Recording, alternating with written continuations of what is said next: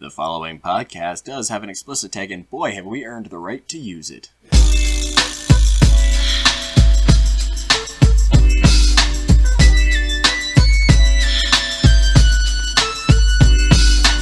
One, two, three into the four. Snoop Doggy Dogg and Dr. Dre. Hi, Jen. Hi. What? How you doing? What? Fuck you. Yeah, so that's how we're going to introduce the 25th episode of Not Another Atheist Podcast, is me trying to be nice to Jen and Jen saying, fuck you. So Jen's not being fucking nice to anybody today. That's a real contrast from last week when we had Callie right on us. That's a real contrast from any fucking day. No kidding. Well, since you're a fucking barrel of cheer, why don't I introduce the beautiful human beings who have decided for some reason that they have nothing better to do tonight, so they're going to join us. So once again, we would like to welcome Christopher Tanner and Chris Hanna back. Guys, welcome back to the show. Thank you. Thank you for having us back on. Fuck that. It's like they live here. I'm not welcoming shit. It's like you live here now. You know the conundrum. How do we live here? We don't live here. It's like you... Do you understand the conundrum? You understand the conundrum of saying that you're yelling at a deaf person? That doesn't quite work. Do I give a shit who I yell at? No. When the fuck has that ever made a difference? I just love the shit-eating grin, and he's like, you do realize you're yelling at a deaf person who in real life could make it so he could just not hear you and would be laughing at you, because all he'd see is your gums flapping. You could read lips, right, motherfucker? Shit, that you know what I'm saying. You're all like wide-mouthed and everything. So, we keep in I am not in a politically correct mood tonight. I'm just warning her. Trigger warning, Jen is going to be offensive as shit. Probably. So we've asked these two beautiful gentlemen to join us again. We do keep talking to them a lot. Like, we barrage them with random messages. Late at night, I like to listen to their show, 2, 3 in the morning my time, which is 2 hours behind them. So it's about 4. So every time they wake up, usually on Friday morning, they have about 6 or 7 messages of me going, oh my god, you gotta do this! Oh my god, you gotta do that! So the question that I have for you guys right now is, can I join you when you watch Harry Potter? Yeah, you certainly can. Though I don't know if we'll actually watch the Harry Potters. I mean, because I told you I've never read the books. I only care about the movies out. Like to a certain there's extent. There's the door. Fucking get out. It's not. There's so many better books out there than that. I mean, Lord of the Rings. I will. Song of Ice and Fire. I will accept the 50 challenge. Shades of Grey. Okay, I'm gonna mute your mic. now you. I'll accept the challenge, and I'll see if my local library has the Harry Potter books in audiobook form, so a deaf kid can listen to someone dictate Harry Potter. And I'll miss 60% of the story, but at least I'll be able to say I completed it, and I'll give you a book report back, maybe, because I know for a fact that Tanner and I don't have enough time in our lives to sit down and watch the entire coming of age story that is the the Harry Potter and the redhead girl who's not quite redheaded. No, she's not a redhead. The other guy is a redhead. Oh, Ginny. Oh. Ron. I don't know. Ginny. She's a girl. Yeah, Ginny. Anyways. Yeah. I mean, she's no Hermione Granger, but, seriously. God, I wish... See, if Eli was here, he'd be, masturbating to this right now. He loves Harry Potter. I need to actually sit down and watch all Well, there's only... Why haven't you? I haven't seen any of them. I don't have... Bullshit! If you can watch that much Game of Thrones, you can watch The Hobbit. Game of Thrones is an hour and you watch 5 of those in a day. Come on. No, I watch 2 a day, and that's 2 hours. That's Game of Thrones is 17 times better than the Hobbit movies, and I haven't even seen them all. 17. I've never watched Game of Thrones. You're gonna piss off a lot. 17. Okay, so direct all hate mail to Christopher Tanner at cellardoorskeptics.com. Yeah. Wow. Cellardoorskeptics at gmail.com. That shit I won't even say. That shit I won't even say. Direct your hate mail to cellardoorskeptics at gmail.com. I'm afraid of the fandom. I am deathly afraid of the fucking Hobbit fandom fucking coming after. Oh, I think it'd be good. We should start a podcast called Anti-Hobbits or something like that. Or we can't call it Anti-Hobbits. That probably would sound the PC Warriors would come after us for that. But we could call it decompressing the Hobbit's bullshit or something like that. I don't fucking know. Well, first off, What do you have to hate First on? off, we're gonna get massively attacked just for your perspective alone, because let's face it, the fact that Cellar Door being one of the most beautiful concepts in the literary world is basically attributed to J.R.R. Tolkien. So I would disagree with you. I think it's you're more gonna have to attributed to change Donnie your- Darko. Your name. You know what? Fuck that. I'll say it right now. Robert Baratheon would eat a fucking hobbit with no problem, and nobody's gonna say shit about it. Okay, Cersei Lannister will fuck a did hobbit. any Put a of little you- bit of wine on it or something. You got to tenderize the What shit. the fuck did the hobbits ever do to you? Jesus. did any of Have you you watched see- Game of Thrones? They don't give a flying fuck about the hobbits. They don't care about anybody. Keith will not watch fucking Game of Thrones. I have been trying to get him to watch Game of Thrones, even read the books. I've at least seen the nude scenes, because you For the can see record, those that's on like GIF a year. form. So Have you seen the new trailers? Have you seen the new No. Game of Thrones trailers? You have got a giant kicking down a fucking door to a castle to go save what is probably the Savior's dead fucking body. Come on, people. The Hobbit, this shit can't fucking touch the Hobbit. We've got incest, we've got giants, we've got Beheadings. dragons, we've got zombies. Beheadings. We have sex and tits everywhere. We have if you read the books, they are the most descriptive.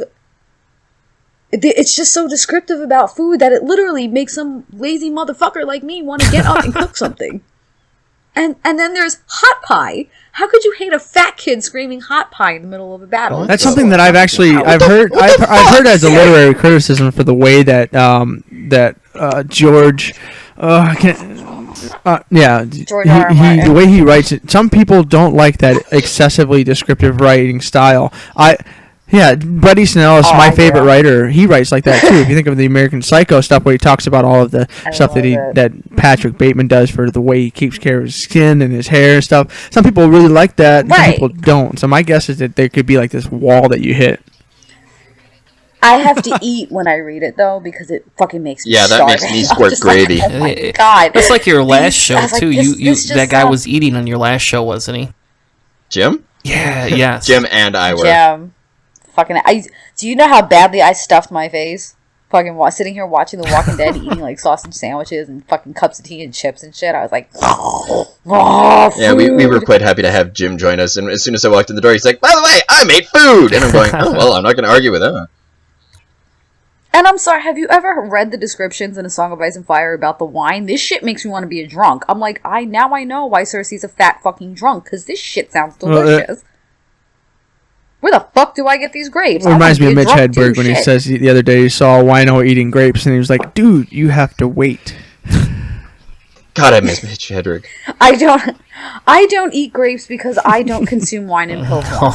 Okay? All right, so now that we've wasted almost 10, have we been doing this 10 minutes yet? I think so. Hang on, let me check my ticker yet.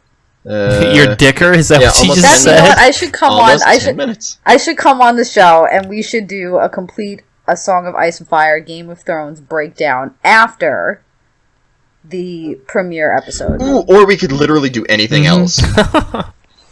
I'm going on the record now. If she fucks him back to life, I am fucking done with this show. We could read. Oh, I hope so. We could read the instruction manual for a. I hate all of you. To a light scope. I mean, No, I hate I'm sorry, all of you. but it's like, okay, I get it. The red bitch has got her tits out again. I get Tits? that. You know, it's what All she right, does. I don't hate it's what a anybody ruby anymore. and the titties, and it works.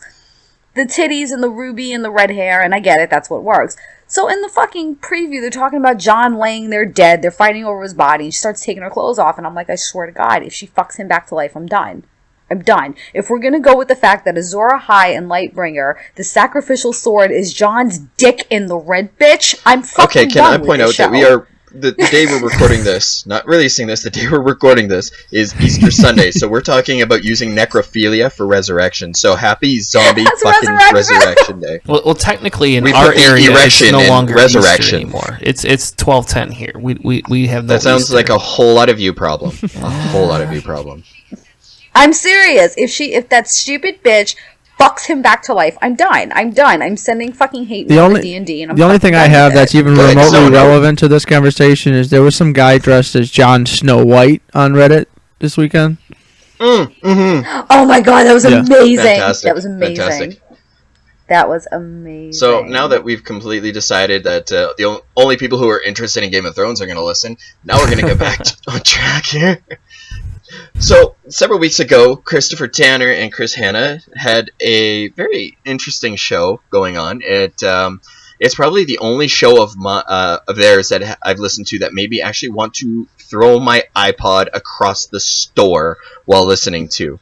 And I've listened to, nothing by Cy Ten Bruggencate, but I've listened to a lot of William Lane Craig.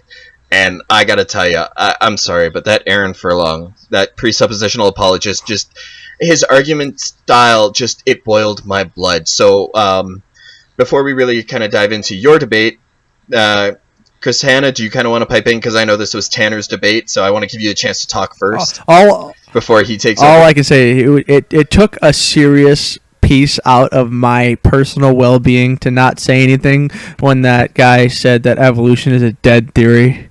I just... Oh my god! I simply... What?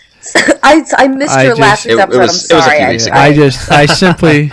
Yeah. I simply could not. I couldn't. That was the hardest part of that entire thing. The argument, the whole debate itself, I knew what would happen, and as it always does, it always devolves to the deistic question, because apologetics cannot deal with the specific Christian God. It's just not possible. And so, I mean, it started off with evidence for the Christian God, and nothing was really established in any way, shape, or form in that way. And so Chris fought his battle, and Furlong fought his battle, and I just tried to keep it civil, and that was the best. I didn't really have anything else I could really add to it because I wasn't a participant. But Chris held his own. We got thrown for some loops and some stuff that was kind of unexpected. He interpreted something one way, and we interpreted it the other way. We managed to keep it civil, and I guess that's the best thing you can hope for when you're dealing with an apologist, is just keeping it from like I quit, rage quit button. So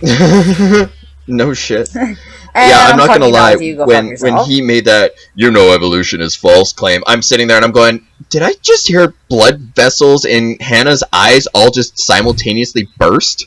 Just pop. Because when he said that, I'm sitting there and I'm going, motherfucker, no, you just did not. Well, it's an irrelevant point to be making in a debate about the evidence for the Christian God, not just God itself. Yeah. And so they mash evolution and the Big Bang together into one simple thing, and it's a mistake that we've talked about on the show a few times, and Chris tried to deal with in the debate, and we just you sigh and you try to move on, and hopefully somebody will listen and see some of the absurdity. Yeah, no shit.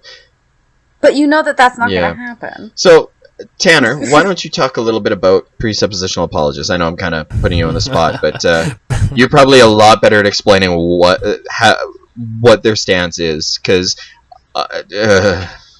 yeah. So I've ran into him several times. So anybody listening to this will understand that, or should understand. Anybody listening to this may know that I was on another show called Atheist Analysis, and that's where I first got acquainted with presuppositional apologists. I didn't know what they really were until about a couple years ago.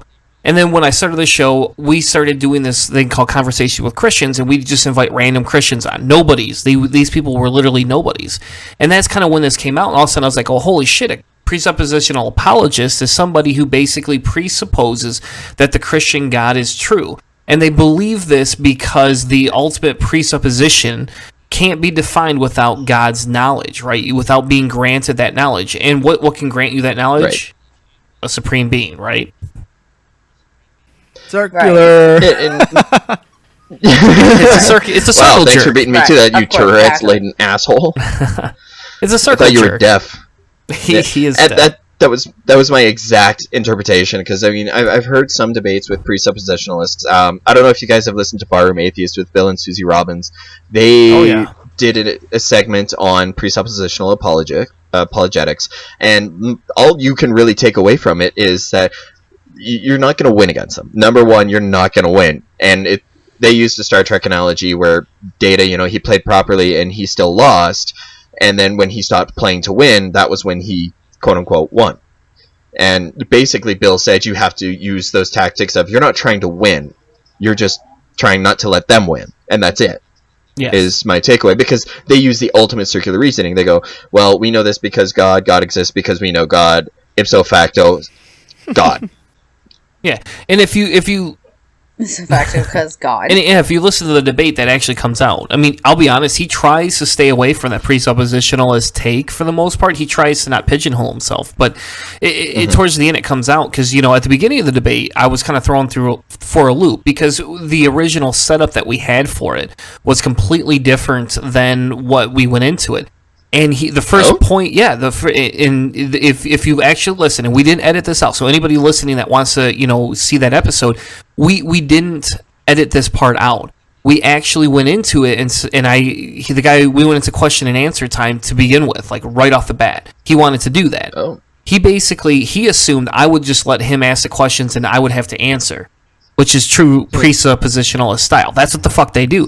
They want to be able to ask you a question and tell you have to say yes or no. You have to give this exact answer. And they want to be able to cut you off and say, no, you're not going the right way, blah, blah, blah, blah, blah, blah, blah. Bullshit. Yes. We basically said that it was going to be like more conversational, and he thought it would be one side controlling the conversation and the other side get to control it later on. And we would basically plan that it would be back and forth, and that's what I thought it was going to be. And so we kind of made an on-the-fly decision to just kind of go with that dominated. I remember that. Yeah, so he threw us off. I mean, I wouldn't say that was the end of the world, right? Well, no. But he did. You can actually hear me get angry a little bit. Like I start to get angry, and then Hannah kind of jumps in a little bit, but. That was definitely, and then we actually talked about this, and I doubt he'll ever listen to your show because he's not that much of a narcissist. I'll kind of say something. I'll say a little behind the scene type thing. We talked. Hannah and I talked about this. What do we do? Because it does make me look bad to begin with. I mean, I look horrible, coming out of the gate. Like, my intro, great. All of a sudden, we get to questions, and boom, I kind of almost stumble and fall. Well, you submitted. You were just, like, submitting the whole time. You're just, like, taking his questions, but you weren't taking any kind of initiative. And it was just like, well, does that make you look like you're just submitting completely and totally? And we didn't want to do that. No. Yeah, not everybody likes submissions. Are you sure it didn't come across like you're so fucking stupid? I can't even. I'm kind of amazed that response didn't come out. You're so fucking retarded that there's not even an answer to warrant the absolute insane stupidity flying out of your diarrhea hole of a fucking mouth. So I'm just not even gonna waste my fucking breath. Now please go kindly apologize to the fucking tree that's producing oxygen for you to breathe. The thousands of trees, let's be honest. No, Tanner was a lot more polite and amicable than that, Jen. Like, I'm not gonna lie to you guys. Tanner, you were so much nicer to this guy than I think I ever would have been. And we all fucking that's how the conversations with Christian's show was too. Like, when I was involved with it, I came on and participated a few times. That was the response that we got. I was like, wow, you guys actually let us talk and like have our way. We've talked about that it's important to hear the other side and let them get your whole argument out there, and then we'll pick you apart as best we can. But it doesn't do anything good when you just completely berate and attack someone. Like, it makes you look like an asshole. And so I would rather the other person kind of make a fool of themselves with a ridiculous argument, and if we have to play with it and bounce around, we'll do with that. But give them enough rope to hang themselves, basically. Hopefully, and that was what I was hoping Chris would do, and he did it on his second section when he was in control of the conversation. He completely dominated with the mischievous God and some of those other arguments that we had talked about. So it was awesome. He definitely backed him into a few good corners there. I'm gonna give you full props on that, Tanner. That was very, very thoroughly executed on your part. Yeah, I can't believe he never heard of that argument before either. Like, that's a common argument I've heard many a times. I literally could not believe he had never heard that argument. Like, I'm sitting here asking him these questions, and he's like, well, I don't know how to answer that. And it's like, oh my god, this is like, holy shit, I've reversed presuppositionalism on this guy. He doesn't even know what the fuck to say now. But I've done it. I heard the argument. We have a friend in Grand Rapids called Justin Schieber. I don't know how you say his last name. Justin Schieber. There you go. Great guy. I listened to his show when I first moved up here. Or not when I first became an atheist up here. And he's friends with us from the CFI, and so I've hung out with him all sorts of things. I picked his brain on that, and that was kind of the funny thing is I took a variation of one of his arguments that is very popular and used it, and somehow Aaron never heard of it. That's interesting. Did you get Schieber to listen to that? I don't know. He's bigger into the debate realm, I guess, than I am. I'm no nuts in the debate realm. I've got 2 debates under my belt compared to his 25 or some shit like that. I've actually got several of his debates loaded up. I just got to put them onto my iPod. Yeah. Ladies and gentlemen, we have ignorant statement time of the night. The Confederate battle flag is heritage, not hate. Was actually spoken to me. Oh, jeez. So while we've been discussing the debate, Jen's been busy on social media. Just throwing that out there. It's heritage, not hate. I told him it's not heritage. It's fucking treason. And if you're in Tennessee, guess what? If you're from Tennessee, it's not your fucking heritage, you dick. It's a Virginia fucking battle flag, you fucking idiot. So we're going into the Civil War, are we? No, we're gonna go back to the debate because I didn't do as thorough of a job of researching your debate as I wanted to, admittedly. But there was a couple of points that I did make, and granted, because I only listened to the first 20 minutes again to make notes, I pulled out 2 key points that I really just stood out to me. They were in his opening statement, and the one was where he's talking about in the thief's world view. Your wallet is actually their wallet, and the thief isn't wrong in the real world because it hurts that other person. It's wrong because it violates the character of God. And as soon as I heard that, I'm sitting there and I'm going, "Are you fucking kidding me? It's more important that we." Why does that sound like a line from a Donald Trump rallying speech? Hi-oh. But no, when I. That sounds like something from a Donald Trump speech right before they... And they say 2 Corinthians. 2 Corinthians. That's the whole story right there. Chris is just losing his shit. The whole story right there. 2 Corinthians. He said the best part about that is he said that to Liberty University, where people go to study the Bible. He pandered. He pandered so badly that he failed. Now that is irony. Oh no! It was a cringe that even I felt up the spine, down, up into my deaf ear, and all kinds of weird things happened. I heard fireworks and shit for the first time. It's pretty wild. Yeah, what he was trying to do with that is he was basically trying to get me to, say that if God gives you something, if you get these different things, that, it's your worldview, it's the way you perceive things that makes it true or not. If that's what he was trying to get me to concede, is because if in reality God's view is the only view that can be true, then what we run into is this thing where if we detest it, we have to prove why it's against it. And that's the whole basis to a presuppositionalist argument, right? Is that their view is correct. It's the Jen's gonna get a crash course in apologetics. It's the basic argument of objective and subjective morality. I mean, that's what it all comes down to, really. It's the objective, subjective morality arguments of where do you get your morals from, and the only place you can get your morals from is from God, blah, blah, blah. And that's where it's like, your wallet is my wallet because I'm a libertarian, and none of those rules matter because we'll all do the right thing. Well, there's some questions that we have to answer there. Well, when it comes to the God morality, it's the same thing. It's like, well, you know what? We know that this is the right thing to do. Well, why do we know that? Oh, because we know God is the right thing. Well, that's not an explanation. That is just pointing your finger. How do you know that God is There's the right no explanation. He thing? had to tell you. He told you, Jen. Yeah. He came and he personally told you. Or the said, hey, the side 10 thing I'm you the right already thing. know. The side 10 is you already know, and that one always confuses me. You see, and to me, the biggest argument against that is, well, prove it. How do you know I already know?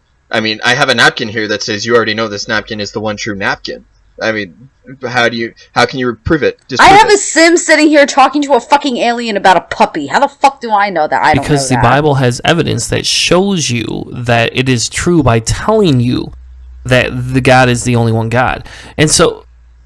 Then where the fuck are my dragons and my fucking others and my motherfucking god of tits and wine. Where the fuck is he? 'Cause that shit's I'm pretty sure Dionysus. I'm pretty sure Dionysus died like 2,000 years ago. Is that how that works? But back to the presuppositional thing is that it presents two seemingly obvious arguments. Is number one, we can draw from Carl Sagan I have a dragon in my garage. No, you don't. Prove I don't. Go into the garage. There's no dragon here. Oh, it's an invisible dragon.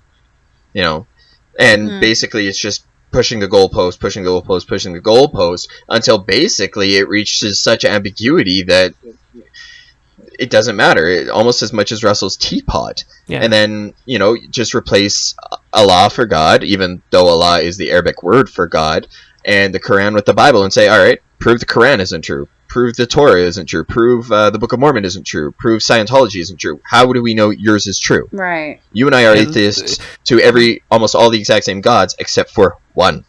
Yeah, I have a harder time with that argument, to be perfectly honest with you, though, Keith. And people do use Absolutely. that against presuppositional apologists, and because the problem is now you're walking into their terms. You're walking onto their plane. You're acknowledging a possibility that has to be there versus going after and attacking the different outlying sets of it. For instance, Aaron would have been very happy if I would have conceded there was a God. And at one point, I partially conceded the aspect of a God just for the mere fact of having to continue the conversation, because you just couldn't get past that with him. Like you can't with most presuppositionalists. And that just kind of shoots them in the foot, and then you would have had like a 15, 20-minute episode and said, good night. Yeah, it's exactly. It's some of the Ray Comfort arguments for the modified ontological argument. It's basically can you acknowledge the fact that in all the universes and all the possible universes that one of those universes could have a god in it? Well, they're removing, you're pushing that ignorance level back to the multiverse or whatever. But in one of those universes there could be a supernatural force. Well, that's one of the things that you have to say no to. It's like, no, the supernatural is something that is beyond physics, and so even in the multiverse there couldn't be one that. The existence of God and the existence of the supernatural is not some variable that is a possibility. And so, I mean, there's a variety of different arguments that you run into at the apologetics levels because Ray Comfort. That's what they want you to do. Yeah, yeah, they want need you that. to admit that, Chris. Well, they want you to. They well, want to get there's no universes with a God, yeah. Yeah, they want to get you to that DS position, right? Because it's like, I don't know, it's kind of like when you're really stoned or something like that, and you're wandering through the kitchen and you see a piece of pizza, and you're like, ooh, that's really good, and you take that bite. What the fuck happens? You have that second bite, and the next thing you know, you fucking ordered from Papa John's at 1 a.m, and it's sitting here on your step, and you're blown out of your mind going, that's a Tuesday night for me. And they're like, it's $15.50, sir. It's $15.50. Like, do you take credit card? Well, you're supposed to get that over the phone before we come. Damn it. Hold on, I'll be right back. Can I just take the pizza in the house? You're like, no, sir. We know you're high. You're gonna take the pizza and eat it before you're gonna come out and pay us. We know you're high. Real true story. I'll totally get you next time. And then you're like digging around in your wallet and you're like, I only got a 20, and he's like, oh, that's okay. Don't worry, but I'll bring you back change. And you actually believe him. And the next morning you wake up and you're like, where the fuck did my $20 go? And your buddy's sitting there going, hey, dumbass, you fucking gave him $20 for a $15 pizza. And you're like, well, at least I tipped him good. Yeah, I at least I tipped him. I gave him just the tip. I tipped him. I have no other. I can't. I've never tried to swindle the pizza guy. I've always just given him what he deserved and moved on with my life. So I bet you did. It's like a porn. It's like a little porn thing. All of a sudden, it's like bump, chicka bump. Yeah, what do you want? And you're like, and the pizza guy comes in Worst and he porno slowly takes his pants off. worst porno ever. Is it It's wrong just me that- saying what all the time. What? Talk dirty to me. What? What? Oh god, deaf porn. So I have to give you lessons in how to talk dirty to people. Well, yeah, but I have to do it in that. That sounds like I have to do it. I have to do it in the traditional what people expect a deaf kid to sound like. So my tongue is just gonna drag on all the time. Oh my god, we can have so much fun with Okay, this. can you say something dirty while doing that voice for us? Just entertain us. Well, let's see. Hang on, my pants aren't down around my ankles yet. Well, people ask me. we're People good. would ask me, it's like, oh, you have hearing aids? Can you can you talk correctly? And be like, no, I can't. And my name is Christopher. And then I just let that run, let the joke run for a little while, and of course, then you switch it around, and they feel horrible because they just assumed that was the truth because they assumed it from the beginning. So it's the apologetics of death, so to speak. God, this is fucking. How many times have you done that? How many times have you done that, Hannah? I did it a couple times in college to roommates when I first met them. Yeah. Oh my god, that is amazeballs. Yeah. It was pretty bad. So that sets up for like the world's worst segue ever. But let's get on to morality. So Chris obviously doesn't have morality. He's obviously definitely does not have God's morality. No, but goddamn, does he have a sense of humor? Holy shit! Well, my first the first day when I was in college, my roommates saw that I had heavy metal posters and stuff I was putting up. And they're like, "Are you like depressed or something?" I was like, "What are you talking about?" And they're like, "Well, you listen to heavy metal. You don't want to kill yourself or something, do you?" And I was like, "No, you don't understand. Country western is about being depressed. My music is about killing other people." Except for you don't really like heavy metal, dude. Like you like the softball version of heavy metal. I like the older style, like when you you like the softball version. Just admit it. No, I like the old. What's your favorite metal artist? Fear Factory. All right. Yeah. What's your second one? You probably go with Slipknot. No, I would definitely not go with. No, that would be my probably my second favorite, but. And see, that's the problem there. We have let's be apologists. I should know. start that podcast. Oh, I like that. Can the three? How in the fuck did we get? I don't know if Jan would jump in, but I would totally happily join into apologists. No, I'm really not. I'm not a heavy. Chris is much more into the grindcore and stuff like that, and I've never really gotten into that. Yeah, that's just, my shit makes you shit your pants, and you just go, "What the fuck did he just say?" And he screamed at you for literally a minute in an unintelligible voice to the point where you just go, "What the fuck is wrong with this guy?" Okay, Tanner, I have to ask: have you heard of excrementary grindfuckers?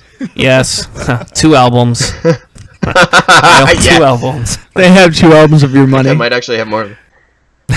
No, I don't know where I got them from. I think they were free. Oh, that's awesome.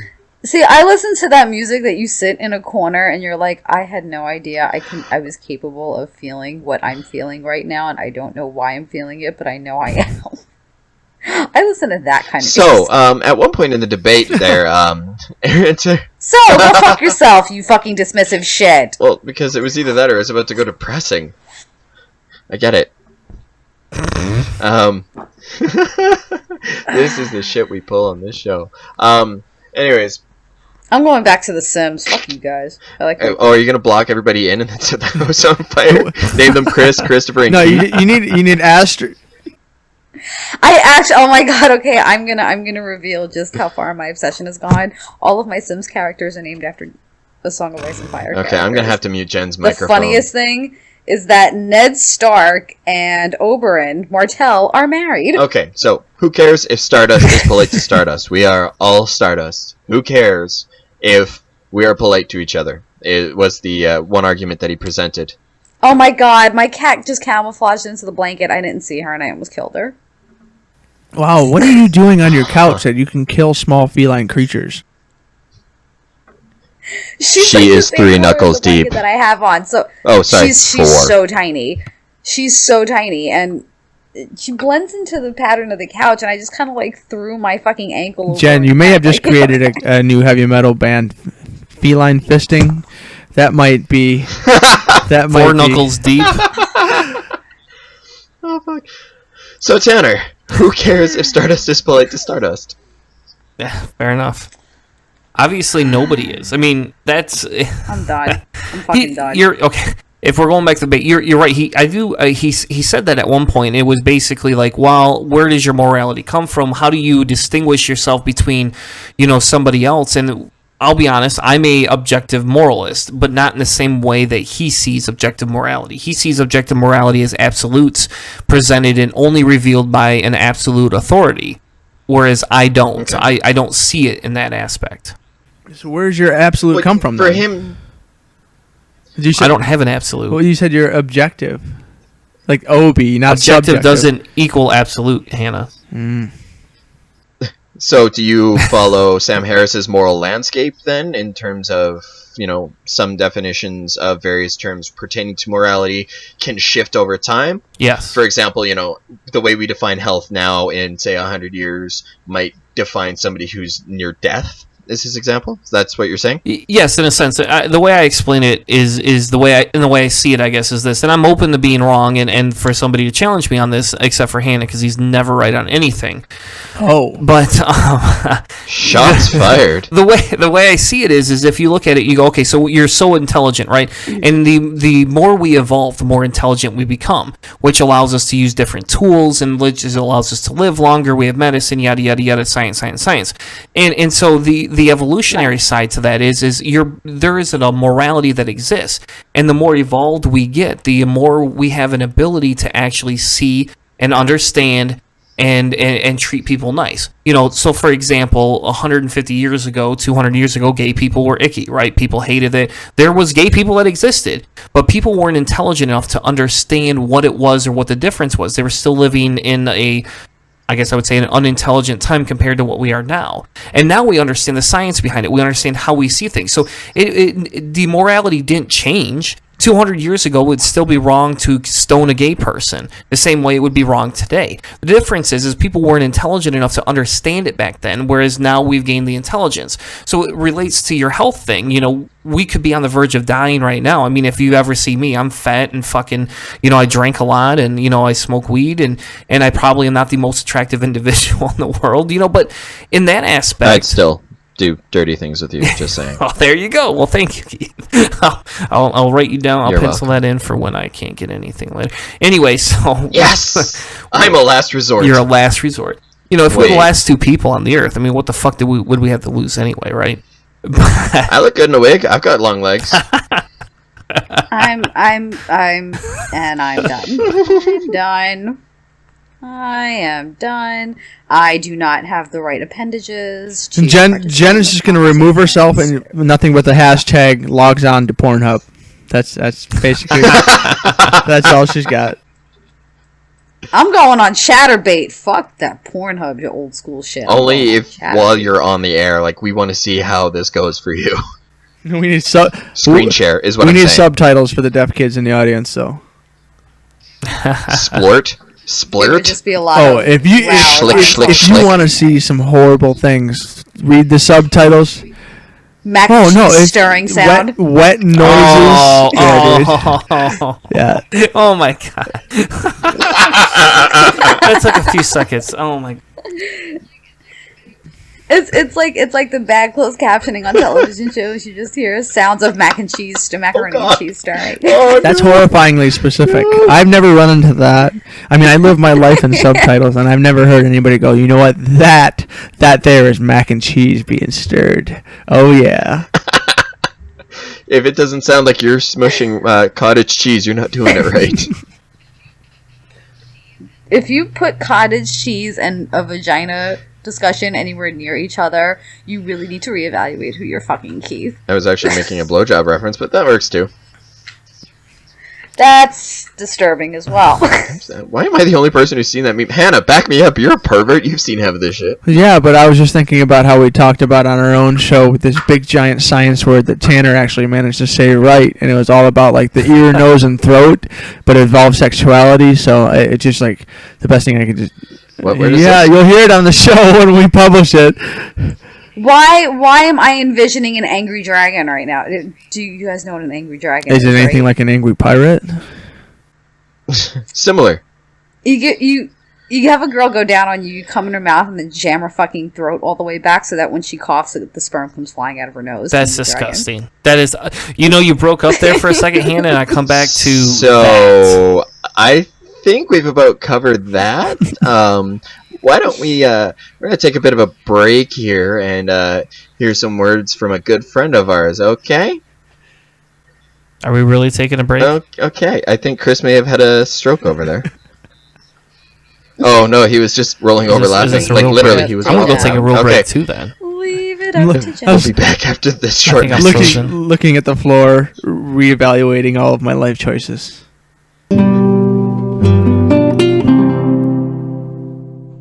This is the part of the show where I lost my internet connection. I don't know what it is. Hello, this is Richard E., not to be confused with Richard Dawkins, prominent atheist, evolutionary biologist, and author of The Code Delusion. I would like to thank you for joining my friends Keith and Jen of Not Another Atheist podcast. I would also like to ask that you hop on over to iTunes, Stitcher, or whatever podcast catcher it is you use to listen to this program and leave them a review. You can also help them out by spreading the word about their show to your friends. Thank you. Now, enjoy the rest of the show.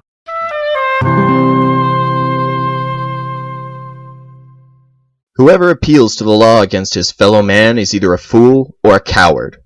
Whoever cannot take care of himself without that law is both. For a wounded man shall say to his assailant, "If I live, I will kill you, but if I die, you are forgiven." Such is the rule of honor.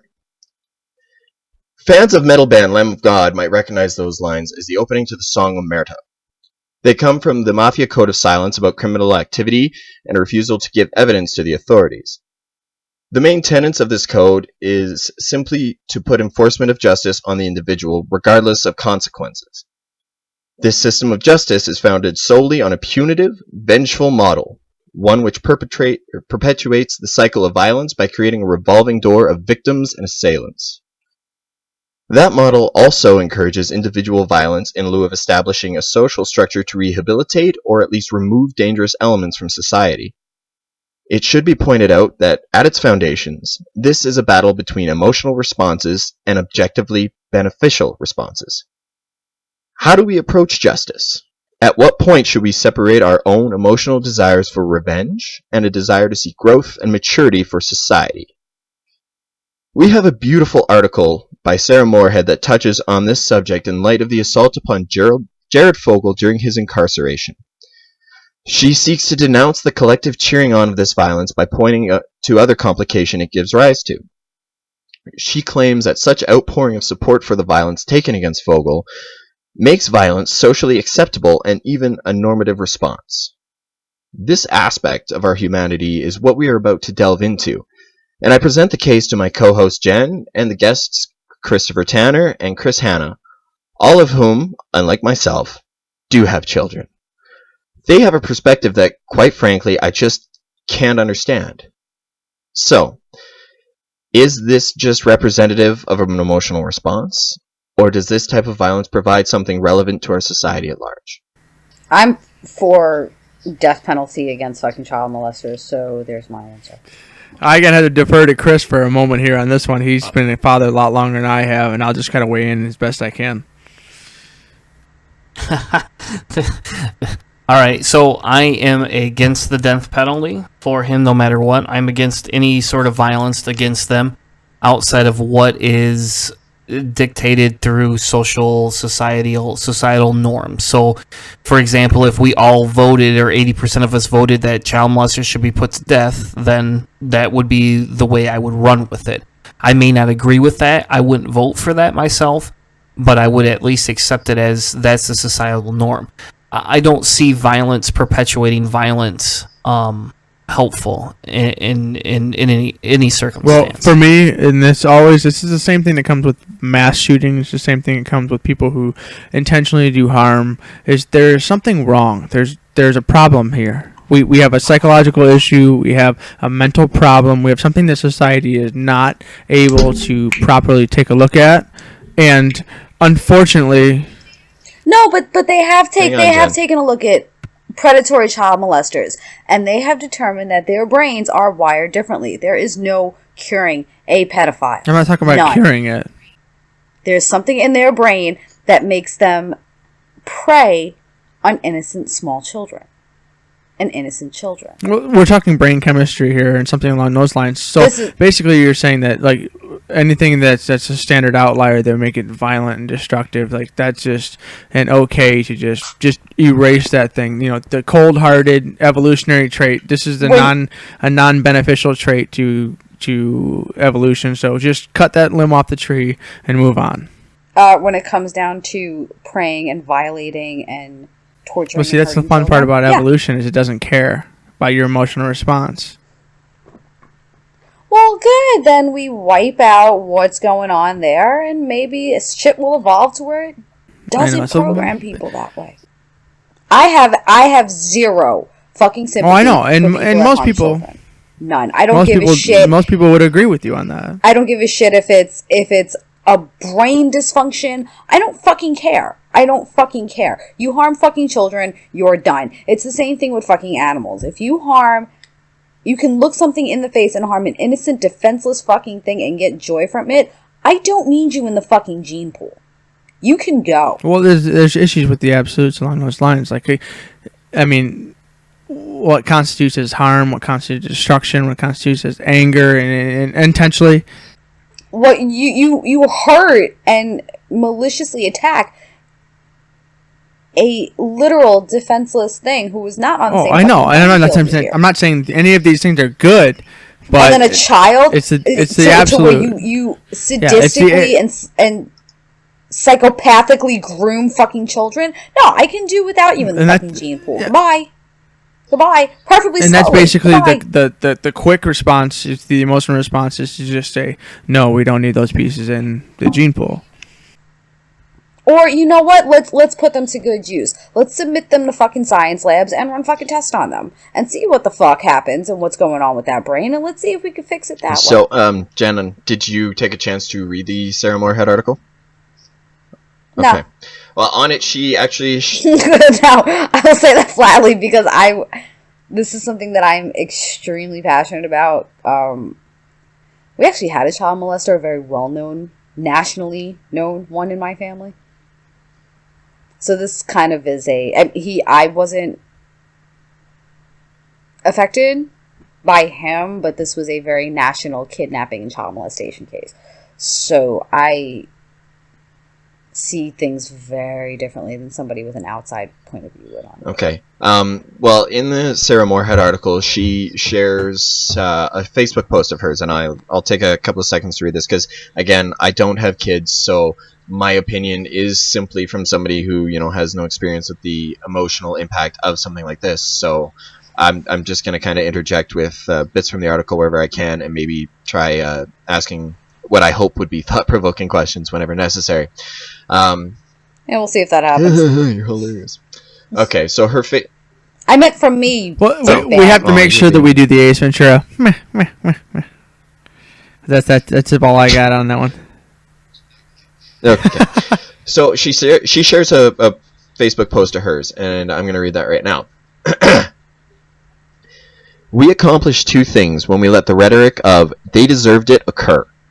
We normalize violence as justice in modern society, and we dehumanize predatory criminals, allowing society the delusion that these individuals couldn't possibly be the, quote, lovable guy next door, end quote. For those and many other reasons, the idea that child predators, quote, should expect, end quote, to be assaulted and raped is barbaric and cruel. Anyone who says he or anyone else convicted of sexual abuse of a child deserves assault or is getting what's coming to them, etc., disappoints me as a humanist. This should not be how it works in prison. It is heartbreaking to see anyone celebrate violence against another human. Period. Sexual predators need to be studied, rehabilitated whenever possible, and kept safe yet productive when returning them to society isn't appropriate. As humanists, we have a responsibility to speak out against such barbaric horror occurring in modern society. She also had posted one of the responses to it. She blacked out the name, but the response basically said, "You've never had a child molested, have you?" Which she follows up by explaining that indeed she has. So she kind of goes through her emotional response to this. She goes on to say, they're my babies. Please, not my babies. He's my best friend, not them, not him, not me, not us. Please. And she explains that her emotions are all over the map, and there's rage. Boiling, swirling rage as her mind processed with the information. It was someone she says she knew and trusted and loved. And with every suffocating breath, there grew an unfathomable desperation. A visceral need for so much more than justice. She wanted cold, hard, calculating Jerry Bruckheimer meets natural-born killers level retribution. And she says she wanted it now. And I think that's an important little... I think it's incredibly honest for her to post that because she is sitting here saying we shouldn't be celebrating this, and she's explaining that she understands where that comes from. You know, like she has this emotional response because this happened close to home. You know, not even close to home, it happened in her home. And I feel that this perspective is absolutely incredible. I mean, goddamn Seth Andrews for beating us to this topic because he had her on his shows last week. But, you know, that sexy voiced motherfucker. So how do you respond to that? One of the for me, one of the big things about that article, and I'll be honest, I shared the article because after reading it, it touched me, and there is personal circumstances within my life that we're not going to go into here because it's a private matter. But we've had personal issues in the realm of my family as well. And for her, the difference is, and this is what I took from the article, and I don't want to put words in her mouth, but what I took from the article was that she has those feelings of anger. She has those feelings of hate. She does want to kill. She does want to murder. She wants to lambast, destroy. But in the end, when she's done with it, when she stops and looks at reality, she has to distinguish the difference between what she sees should happen versus what she feels. And that she has every right to feel that way without actually taking action. And that in the end, the larger moral good of the whole thing is that if we make good guys out to be bad guys, then what happens is we're losing the effect that these people are walking amongst us. These people are our neighbors. These people go to our churches. These people do all these different things where we're involved and interact with them. And that's the big thing. The nice guy, she says this, and I didn't verify it, but she says that nice guy is a profile that police use. Mm-hmm. This is big profile. And the whole point is if we make these people out to be villains and bad guys, to a point, A, they live in infamy. I mean, look at what happens in our culture. But B, it takes away the fact that there's more nice guys that probably do these things than there are harmful people. Excuse me. I'm sorry. That do these things.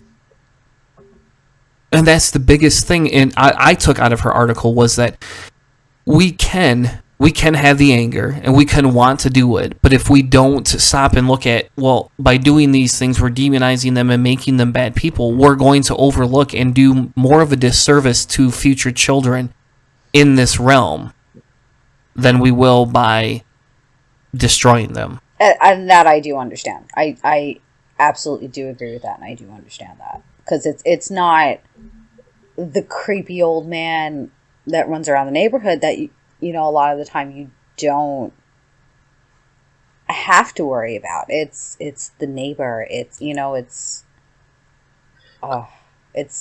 daycare provider. If I may, I found the bit Tanner was talking about, because I'm dual monitoring this shit because I'm efficient as fuck. Where he says the nice guy is actually a known sex offender personality. In fact, they're referred to as a partially insidious subcategory of acquaintance offenders. They're sometimes referred to as the pillar of the community or man of the year offenders. Oh, hello. I had a cat. There's always a cat somewhere on the show. Sooner or later. Always. So yeah, you're bang on there, Tanner. And, you know, I mean, I guess it kind of goes back to, I did a show with Godless Mom a while back, a year and a half ago, and I had her on and we talked about, she wrote a 7-part series of capital punishment. And this topic does come up. I mean, if we got to think about who is probably the most hated of all people in the world. Child molesters. Yes. Yeah. Because it all touches us at our core to a point, because we all were children at one point. I mean, we can't get away from that fact. And then we went and had children. So it's, yes. Well, some of us went and had children, yeah. Keith doesn't have any kids yet. But they're coming, Keith. They're coming. Ew. Oh, that is such poor phrasing on your part. For that day with him, I just cannot. I can't. Yeah, just wait till they're teenagers, too. It gets worse. Everybody on my Facebook will know when I have teenagers, because all it will be is just a picture of my hanging feet. Everyone's going to know when my son hits teenagers, because I'm going to be in fucking Maui with a fucking gallon of wine in my lap. And a cute That's why. cabana boy. It depends. Well, as a new father perspective for me, like I still have the non-father perspective. I mean, I haven't dived completely in because it's completely alien to me. It really is. Like I'm still coming to terms with the fact that I'm in charge with another life, and so these things, these emotions, they're relatively new to me. That I'm in charge of something. I'm going to be responsible to help and protect and be a big part of another life. Right. Yeah, and so I kind of have a little bit of both. I kind of have Yeah. this scientific perspective, which is one of the things that I really keep to, is that like I understand that pedophilia and any of those kind of aggressive tendencies towards children, towards other people, there's a psychological aspect here that we have to directly address. And there also is the emotional response that I would have if someone attacked me, my loved ones, my child, and anybody that's considered so important to me that I would, without question, give my life, destroy another life, just sacrifice everything for. And so we have to find a nice way to find a balance between it. And it's one of the nice things about science is it's unbiased. Like we have to look at this from an unbiased perspective, because if, let's say, Keith's perspective, he doesn't have any kids, and so he looks at this as like, whoa, these people are fucking mentally messed up. We have to fix that problem. I don't give a shit. Consider me mentally fucking I know, but messed that's your up. emotion coming out, and that is completely biased, and it is completely untrustworthy at this point. And so we have to look at both sides of that thing. And so when I think of it, it's like, yes, I get it. You think we should completely and totally be all gun forward, attacking whatever. But we also need to keep, the non-biased scientific perspective on this situation. And so Keith's perspective, like, what the hell? Oh no, nope, not gonna happen. You can go ahead and just bunker in there, but you know what? Nothing forward is ever gonna happen from that perspective. You can dig that ditch as deep as you want, but we're always gonna have this problem. We need to figure out a way around it. And I'm just not comfortable with just digging into a trench and holding one perspective, and I would prefer to try to find another way around it. And if, in fact, the future understanding of how the brain works and adjusting that and fixing that, maybe that's where we should go with that. See, and this takes me back to a class that I took in psychology, abnormal psychology. It was at the advanced level. Every week we did debates, and in the one debate we discussed the use of, not real pornography, like 3D animations, as a substitute to provide material for, pedophiles, in the hopes of reducing, the use of real or children. satisfying their needs. Yeah. Exactly, because let's face it, in order for them to create that material, they have to harm children. I mean, let's face it, child pornography is a crime occurring on camera that we can verify. There's, you look at it and you go, that's completely illegal. And of course we'll all have our own different emotional responses of varying degrees. I can honestly say that the thought of, just in the hypothetical, is I find out this is going on with my children, I know full well that I would experience a great deal of rage. I know full well that. Oh, you have no idea. But again, this is from where I'm sitting. I understand that it's merely speculative because, I know what I'm like when it comes to, my cat. My cat's the closest thing I have to a child, and that's only, a minutia of the attachment you have to a child. And in this debate, I was the only person who could successfully debate in this creation of virtual porn as a Band-Aid solution, a temporary solution until more research can be done on the subject of pedophiles. Because let's be brutally honest, not 100% of them are these evil people. They simply have these urges that we have, but they are misplaced. That they go out and prey on innocent fucking children. Evil. Jen, done. Hold on. Breathe. Calm your tits for a second. Hey. So you mean to tell Jen, me no, that a Jen, man... let me finish. Let me finish.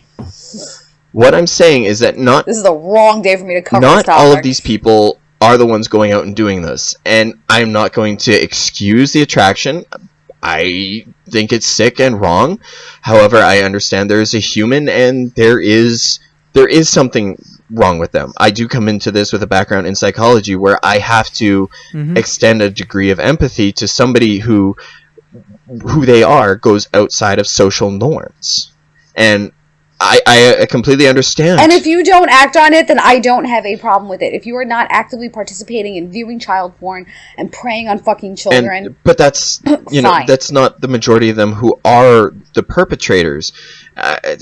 We don't have perfect statistics on this that I'm aware of, because how many of them actually come out and admit who they are? Well, there's an interesting... how many of them do we actually keep track of? There's an interesting thing that I like to, for an interesting parallel on like the aggressiveness that we see in the human species is, if you think about it, we're products of evolution. This is an evolutionary situation that all living things on Earth are, and we have dealt with artificial selection for a long time. So the human evolutionary cycle has been changed. But I mean, what happens when a crocodile meets the infants of another father? It eats them, it destroys them, it murders them. Like, we're talking savage violence throughout the animal kingdom. Why is it so much different? Well, we are much more complex and much more thoughtful creatures. I mean, we have complex minds. Exactly, because we are. But way why more does that fucking complex instinct creatures completely than need to that. be evaporated and so absolutely, utterly horrifying? I understand that it is, but it's not a surprise that is a chemical product of what we are.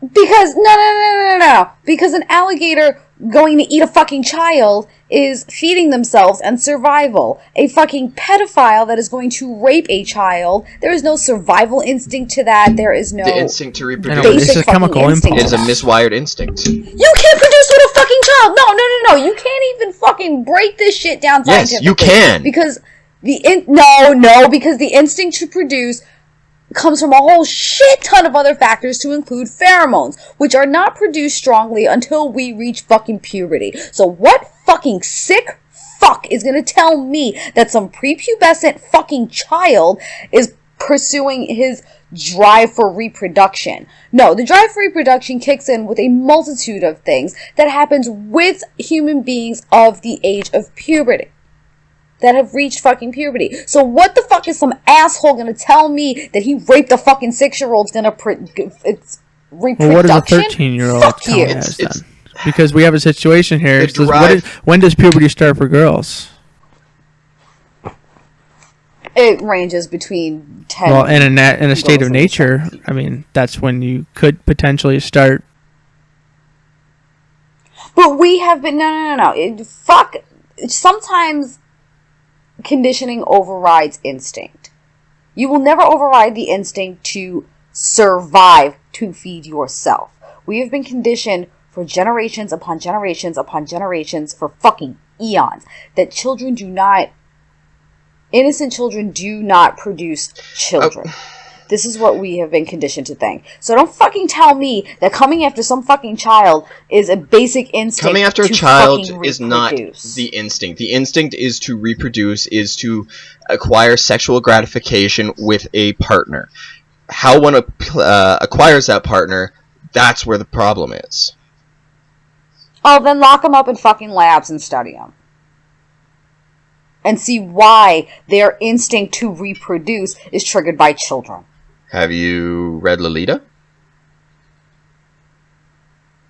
I have. See, and actually. that was I have, a and book that we studied. Actually, I studied it in English class, but I used part of Yeah, it. that was required And, reading. you for know, us. in that instance, you could argue that he is holding on to a childhood memory, which is why he's attracted to a 12-year-old. He has the sexual instinct, however, due to a miswiring in his brain. Then he needs to be put in a fucking hospital and figured out why the fuck That's this shit different is from- happening. But it's also a human. Well, that's being. also different from your initial assumption that they should all be murdered. If you fucking go after a child, and I should say if you repeatedly go after children, then yeah, fucking cull them. I am a supporter of the death penalty, and I believe it should be expanded. But the question for other cases is outside of is that premeditated murder. is that objectively beneficial, or is that simply you seeking to satiate your vengeance, a vengeful Okay, feeling? yeah, it's beneficial because you're literally saving the psyche of children who are going to go and lead in this world and who are going to be the adults that are responsible for this world. So yes, it is beneficial for me to remove people like this from society, because you are literally saving people of the next generation that are going to But by go encouraging on this violence, this level world. of violence, are you not making it okay on a social level? Well, there's also the question of whether or not you remove these particular individuals or whatever. Are you removing that particular genetic mutation? Let's say that is we eventually. Yeah, Okay. let's say it is a genetic mutation, and there's genetic reasons why. Then you're wiping that off. You're wiping that. out So of I mean, fucking if you're going to people as say it well. along those lines, like we're looking at hundreds and thousands of years of doing this over and over and over again.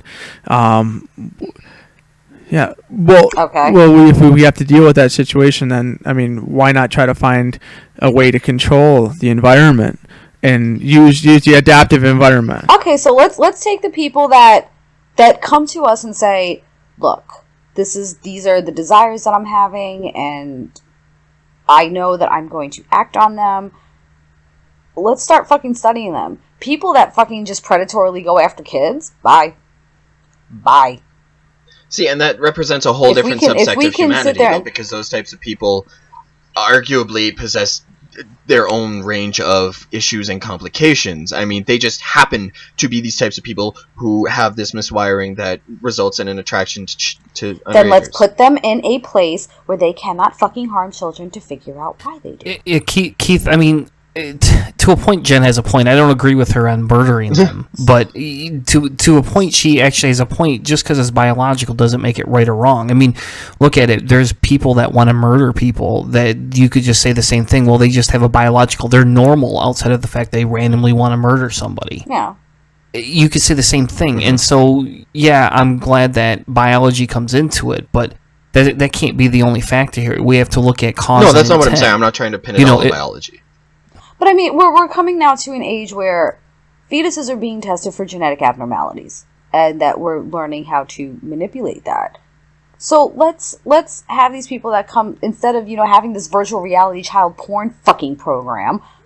Let's bring these people that want to sign up for this little virtual reality program and say, hey, we're going to study your genetic makeup in your brain, and we're going to see what's going on. If we can find out that it's genetically tied, or it's something within the way your brain is pathed and produced, I guess I should say, in the womb.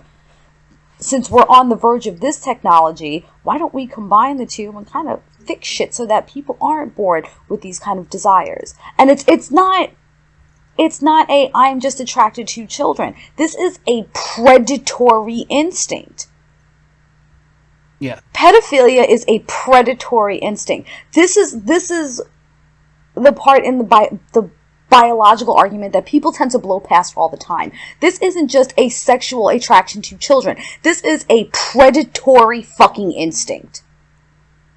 Because half of the thrill in it is to befriend these children and create these relationships that they know these kids are not mentally capable of having and understanding. So they literally have to groom and prey them and prey on them. And a lot of the time, that is a huge fucking part of the pedophilia.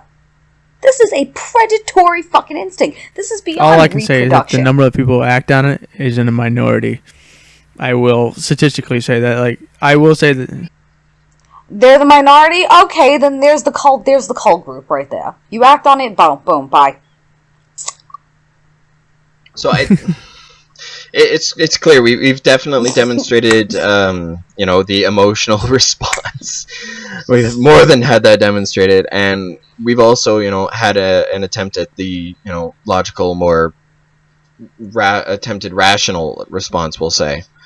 So I've why don't we get kind of like closing statements from the three of you, and then we'll kind of get around to wrapping this up. Before Jen has an aneurysm. So maybe we'll let her go first so she can kind of get to calming down. All right. No. Go ahead of me, please. Tanner? Yeah, for me, it comes down to, I mean, it can't just all be this biology thing. And once people start to act on it, that's when I start to have this problem with it. And I have a problem with them thinking it, but I can't control that. It's kind of like I have a problem with Christians wanting to shove their religion down my fucking throat. And, they can think that. They can think what they want. They can keep it in their house. But once they intrude into my area, that's when we have a problem. And I understand the anger. I get it. I won't say that I've never felt that anger or still feel it to this day. But there is a part of me that wants to be able to move past the basal instincts. And you're right. There, to me, there is absolutely, to a point, no worth for that individual. But I still objectively think it's wrong to murder people, no matter what. And, for me, it would come down to how do we make them non-members of society without just putting them and chaining them to a wall. We can let them do what they got to do. We can let them stay where they're going to stay. But we need to take them out of harm's way because nobody else should be harmed because of whatever their instincts or issues are. And I would propose that that's where we should move with this. We should move to figuring out how to remove them from society without having to murder them or make their lives a living hell. We can make them somewhat productive members of society as long as they can't or don't want to harm somebody else. That's pretty fair, I think. Hannah, why don't you step up to the plate here? Well, the big thing for me, I agree for the most part with everything Chris is saying on that. I will take it to the aggressiveness that we need to control the situation and remove detrimental people to society. But going to the full end on life on destruction, that is a bit stretched for me. And the only thing I like to think about this is, like I said earlier, the scientific perspective is thinking about like where we are as a species and what we are itself. I like to think that we're kind of in this weird teenage space for early society, early humanity, and we're in this new learning phase. And hopefully in the future we'll be able to refine and clean and adjust and manipulate and be in total control of all of these factors. Just the idea between the 0, 1, 2, and 3 stage societies that we have control over life and dominion over all animals and all bacteria, and we've solved the aging and life and death and biological warfare and all that kind of stuff that is of no concern anymore. So like hopefully when we come to the full biological understanding that we can solve some of these problems. And right now we're just I don't know if there's ever going to be an absolute solution for this, and it seems like capital punishment it's taking it a little bit too far, but in the end, it's this thing. I just don't think we can completely, comfortably make that decision finally, completely, and towards the end, it's just remove all of the detrimental. Because I don't think I can make that decision. Like I don't think I can be like those ones. Those are the ones that go. And I don't know if there's really any way that society itself could ever be, consensus enough to everyone agrees that okay, we should just kick all those people right out. So it seems Chris does not believe in the final solution, which is probably for the best, seeing as the show has issues with racial purity in the past.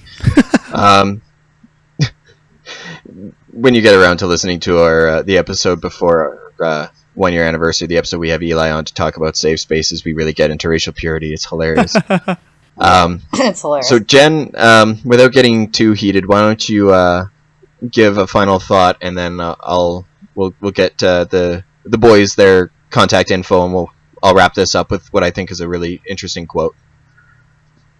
I'm kind of with Tanner with this, but kind of on a way more hyped scale. I'm all for taking members of society that are molesters or do have molester tendencies and putting them in a place away from society that we can learn from them biologically and psychologically, and we can learn from them. Can they be rehabilitated? I don't know. I really don't know, and I don't know if I'm comfortable questioning that or testing that. I don't know if I'm comfortable with that. But if you are one of these repeat offender child molesters, I'm for fucking hanging you in a goddamn square. I'm for fucking bringing you to the town fucking hall, stringing your ass up by a fucking rope, flaying you alive while you slowly fucking choke to death, and then light your fucking body on fire, and then, piss on your fucking ashes. I'm for this. Because this is repetitive predatory behavior. But if you say, hey, look, I'm a fucking danger to society, and before the crazy bitch decides to absolutely mutilate my corpse, let me try to contribute to society and to science, and let's see if we can figure this out. I'm for this, especially when we're on the technology where we can manipulate genes, and we can manipulate biology in the womb. If we can use these people to stop something so fucking horrible, then let's fucking do it. Let's fucking do it. That, and there you go, we'd wipe out a lot of the fucking prison population with that as well. Look at that. Bernie, where's Bernie Sanders? We got a fucking plan here. Let's do it. Let's fucking do it. There's part of your prison population reduction right there. Put them in centers and let them be studied. Alright. So, yes, Chris, you raised your hand for a moment. Eugenics is a scary thing. No, That's all I want to say. I'm not talking about eugenics. I'm talking about studying a flaw in human biology in a safe place where we're not going to chain them to a fucking wall. They will give them a little fucking room and, they can sit and mingle with their other little predatory friends. But let's keep them away from society, but in a way to contribute with it at all. I'm not saying let's wipe out all the fucking child molesters now. If you're a repeat offender and you don't give a shit, like NAMBLA members who are like, no, this is real love and we don't give a fuck, we're doing it. I am willing to put them at some fucking corner of the earth and take a fucking nuclear bomb and just light it with people like that. People that feel no remorse and no issue with it. Yeah, fuck it. Cull them. Before we get Sarah Palin on the fucking helicopter with the fucking shotgun and start fucking culling them. For those watching at home, Chris Hanna has put on a mask. Alright. So, before I leave us with a quote for the night, Chris, how can everybody get a hold of you again? Oh. Which Chris? Both of them. Yeah, you guys. Chris, you can find us at cellardoorskeptics.com. You can find us on Spreaker at Spreaker/cellardoorskeptics. You can find us on iTunes. You can find us on Stitcher. You can find us on Google Play. And I think we're on one other network. I don't remember the damn thing too, but the links are all in the description. On Flipboard and on Pinterest and some of the other more obscure social networks. Instagram, Tumblr. You're on Pinterest? I know. My god, I'm like so fucking And what was the email that they can send their hate mail to again? That you can send all your love to cellardoorskeptics@gmail.com. And you can even find us on Patreon if you want to sponsor us for a show for $1 a piece. Yes. Hannah needs a new How haircut. Are we not doing that? Because we don't have a big enough listener base yet. I'm hot though. You never know. Guys like to shower. A lot of guys like to shower. I'm gonna have to edit that out, otherwise people will go, "Oh well, if they do it now." Okay, so you can find them on Stitcher, Spreaker, iTunes, Google Play, Pinterest, Flipboard, Facebook, the internet. Just Google Cellar Door Skeptics, and you will find these gentlemen. As for that, my name is Keith, and I'm about to sign off here. Jen, this is where you step in. Yeah, oh, is it? Sorry. I'm Jen, and yes, I am for human culling programs, apparently. And the final thought for the night. This comes from the Sarah Morehead article, which will be tagged in the show notes. Let Jared be human, because sex offenders are human, whether we want them to be or not. And yes, be angry if you need to. Be really fucking angry. Or sad. Or anything else you feel when you think about these things. I am. I do. I feel all of it and so much more. But we can be rational too. We have a responsibility to behave better than the criminals. But by allowing violence to satiate our emotions, we end up no different than them. Thanks for joining us, everybody. This is Keith, signing off. The Not Another Atheist podcast experience is run by Jen and Keith. If you wish to contact the hosts, please write to nehehp@gmail.com. They can be found at facebook.com/NotAnotherAtheistPodcast or search Not Another Atheist Podcast on iTunes and Stitcher to subscribe and leave reviews. Yeah. Pew! PewDiePie! Yeah, this girl is this is my old girl. This is Gizmo, and I don't think she's gonna be with us much longer. That's She's 14. And she's getting skinnier, and her back legs are going. And All on that note. Don't poor thing. Look at that face. She's a nasty bitch. Look at her. Look at that you face. saw my Hitler cat. You know what She's a cunt not she nice. was. No, look at this. Look at this. She's just She not looks so a nice. happy. One of my favorite They have nothing to one of my see. favorite comedians, she's- Tom Papa, she's says that when the unbelievable. cat gets to that point, it's like diabetic and he needs help. It's like that they have a great word for that, or a great term Yeah. for that. It's called new cat. Oh, fuck you, Chris. I have 3.